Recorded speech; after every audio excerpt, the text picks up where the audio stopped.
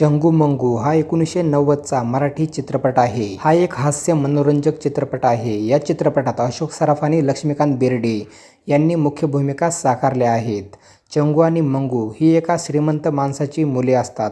ते दोघे घोळ करतात व त्यात मंगू म्हणजे लक्ष्मीकांत बेर्डे अडकला जातो. महेश कोठारे, सचिन पिळगावकर आणि वर्षा उसगावकर यांनी या चित्रपटात छोट्या भूमिका निभावल्या आहेत. या चित्रपटाचे दिग्दर्शन बिपिन वर्टी यांनी केले होते. हा चित्रपट 1977च्या कन्नड चित्रपट किट्टू पट्टू वरून प्रेरित असल्याचे नोंदवले गेले आहे, जो 1967च्या तमिळ चित्रपट अनुभावी राजा अनुभावी पासून प्रेरित होता, ज्याची पूर्वी 1973मध्ये हिंदीमध्ये दो फूल म्हणून पुनर्निर्मिती करण्यात आली होती. तो मराठी चित्रपटातून देखील रूपांतरित आहे. चंगू मंगू 1990मध्ये प्रदर्शित झाल्यानंतर आंखें हा 1993चा डेव्हिड धवन दिग्दर्शित हिंदी भाषेतील ॲक्शन कॉमेडी चित्रपट रिलीज झाला.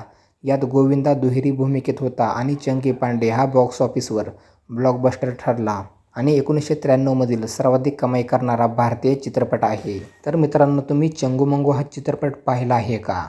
पाहिला असेल तर तुम्हाला हा चित्रपट कसा वाटला होता मला कमेंट करून नक्की कळवा.